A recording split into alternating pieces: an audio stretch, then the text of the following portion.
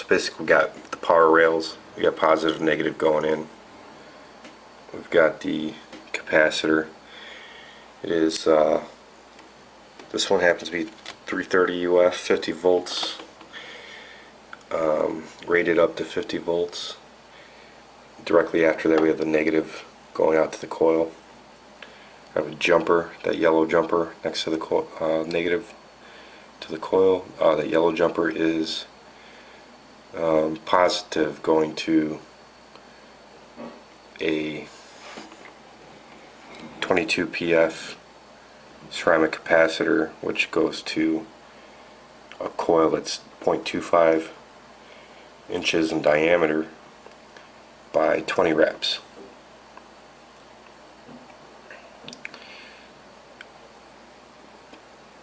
Basically that ceramic capacitor jumps over to the other end of that 20 rep small coil, and that runs to the middle pin, which is the collector on this chip. So we'll grab something to point this out.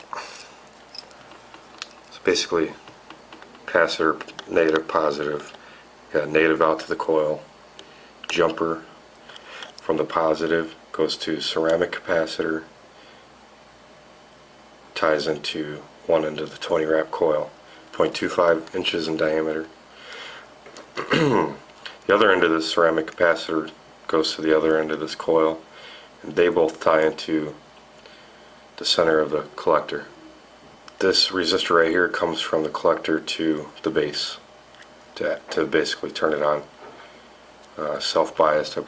This jumper right here is negative going all the way to the emitter. It's pretty much a straight shot. This is a 22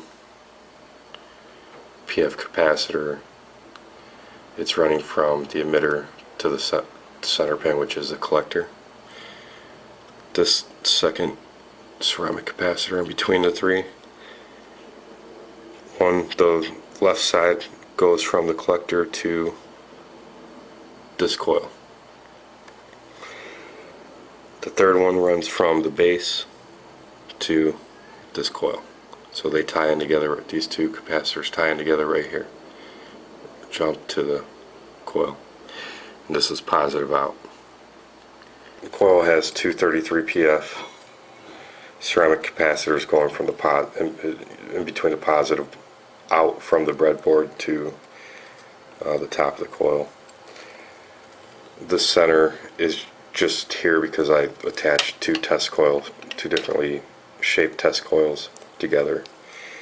It also allows me to break them apart to test those. This is the negative 26 watt